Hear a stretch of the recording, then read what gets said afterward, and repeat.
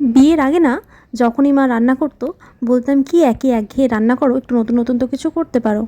আর এখন কি রান্না করব সেটা ভেবে ভেবেই কাজ সারা। রাতে যখন ঘুমোতে যাই না, তখনও মাথায় চলতে থাকে সকালে উঠে কি রান্না করব। কারণ সর্বপ্রথম কাজই তো রান্না করা। সকালে বর সকাল সকাল অফিস চলে যাবে, সকালে উঠেও একই চিন্তা। তাই এখন ভাবি কি নিত্য নতুন রান্না করব। যাকে এটা হচ্ছে জাতীয় প্রবলেম সব বউদেরই, তাই না? আজকে না অনেক তাড়াহুড়ো আছে, আজকে একটু ব্যাংকে যাব, কাজে যাব। তাই তাড়াহুড়ো করে সব কাজকর্ম করছি, ওয়াশিং মেশিনে সব জামাকাপড় দিয়ে দিয়েছি। আজকে আর হাতে ধোয়াধুয়ি করবো না, হাতে ধুলে না অনেকটা টাইম লাগে, তাই না? তাই আজকে ওয়াশিং মেশিনে দিয়ে দিচ্ছি। দেখছো গাছটা আমার কত ভালো হয়েছে, গাছটা ভালো থাকলে না মনটা ভালো হয়ে যায়। তারপর দেখো এই যে আমার দুই রাজপুত্র উঠে পড়েছে, দুজনেই ব্রাশ করছে। বড়জন ব্রাশ করছে দেখে ছোটোজনও করবে, ওই হাতে ব্রাশ ধরিয়ে দিয়েছি ওর, তো ও একটু নাড়াচাড়া করছে। তাছাড়াও ওর থেকে বেশি এক্সপেক্ট করাটাও ভুল, তাই না? ওটুকুই তো করবে। তারপর ওকে একটা ডিম খাইয়ে দিলাম, আর বড়জন দুধ মুড়ি খেয়েছিল। তারপর দেখো ঘরের কি অবস্থা হয়ে আছে, ঘরটাকেও ঠিক করতে হবে তাড়াহুড়ো করে, তাই চুটকি মেরে একদম ঠিক করে দেবো। এই দেখো ঠিক হয়ে গেছে।